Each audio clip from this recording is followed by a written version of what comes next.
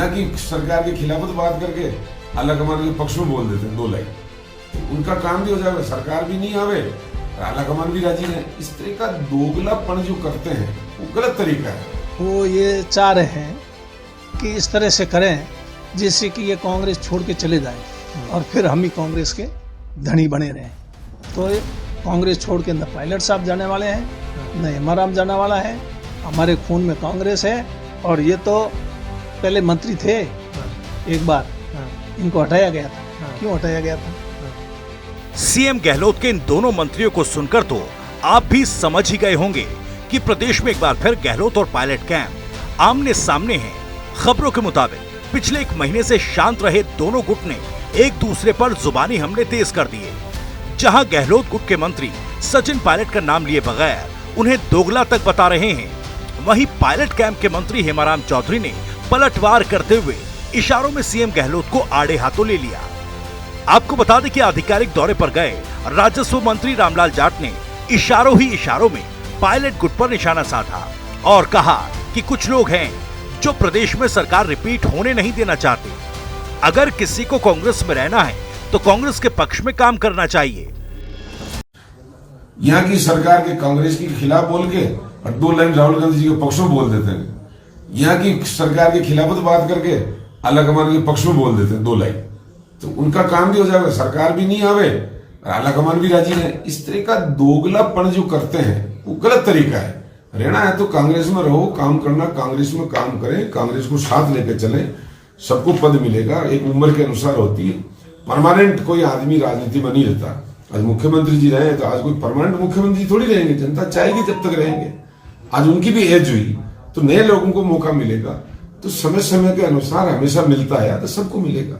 सही मांग होती है, करनी भी चाहिए, लेकिन जब ज्वाइंट फैसला जब आला कमान कर देता तो उसको मानना चाहिए, बजाय उसके रोज ही अंगुली करने का काम नहीं करना चाहिए। तो ये जो हमारे नेता आपस में करते हैं, कभी दिल्ली से स्टेटमेंट आता, कभी साउथ से आता, कभी नॉर्थ ईस्ट से आता, जिनको राजस्थान की भौगोलिक स्थिति का ही पता नहीं, वो भी स्टेटमेंट दे रहा। वहीं रामलाल जाट के इस बयान पर पलटवार करते हुए पायलट गुट से आने वाले मंत्री हेमाराम चौधरी ने कहा कि कांग्रेस में किसी के रहने या नहीं रहने का तय करने वाले मंत्री रामलाल जाट कौन होते हैं? बाप दादा के जमाने से हमने कांग्रेस के अलावा कुछ नहीं सोचा और हम लोग कांग्रेस छोड़कर क्यों चले जाएं? हमारे खून में कांग्रेस है।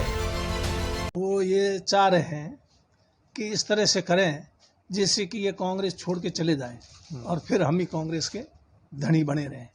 तो ये कांग्रेस छोड़ के न पायलट साहब जाने वाले हैं, न हेमाराम जाने वाला है।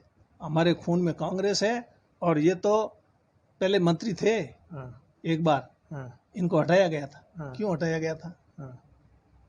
क्यों हटाया गया उसका पहले बता दे, कोई तो कारण होगा। अब हमको नसीहत दे रहे हैं, इनको ये हमको नसीहत देना बंद करे और खुद ही अपने ठीक ढंग से चले जिससे कि कांग्रेस वापस आए। ये जो है ना, इसलिए ये इस तरह एक कुछ लोग मिल करके कोई चौकड़ी बना ले।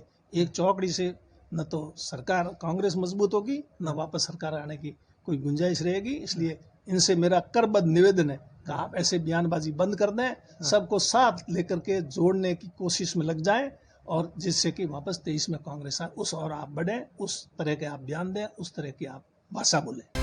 बता दें कि प्रदेश कांग्रेस में गहलोत सरकार गठन के बाद से ही लगातार दोनों खेमों के बीच बयानबाजी का दौर चल रहा है।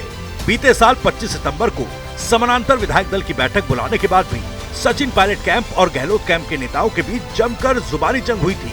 हालांकि पिछले कुछ दिनों से पार्टी द्वारा सर्कुलर जारी करने के बाद प्रदेश नेताओं के बीच बयानबाजी थम गई थी, लेकिन अब जैसे जैसे चुनाव नजदीक आ रहे हैं फिर से बयानबाजी का दौर तेज हो चुका है।